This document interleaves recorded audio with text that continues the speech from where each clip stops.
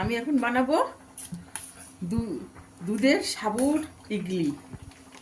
আমি এখানে দিচ্ছি কিছুটা চিনি আর সাবু, তার ভিতরে আমি অল্প কিছুটা সুজি দিয়ে দিচ্ছি।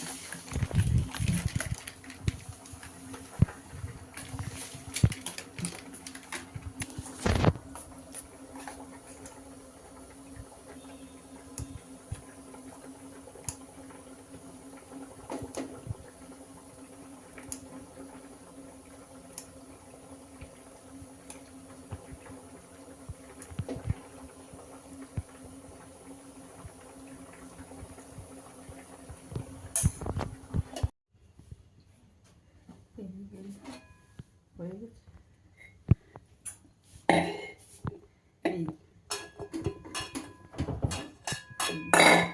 যেমন সাবুর ইডলি তৈরি। দুধে জাল দেবো।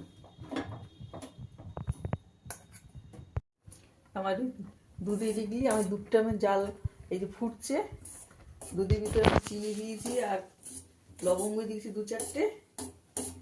দুধ হয়ে গেছে, এবার আস্তে আস্তে করে ইডলিটা আমি ছেড়ে দিচ্ছি।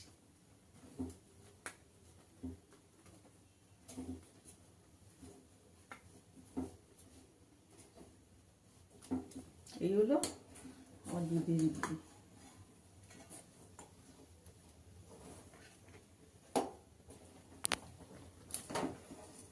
এই হলো দুধের ইডলি। এভাবে বানিয়ে খাবেন, বাচ্চারাও খাবে, বড়রা খাবে।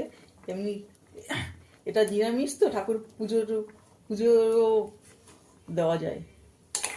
পুজোয় ঠাকুরকে ভোগ বানিয়ে দিলে খুব ভালোই লাগে।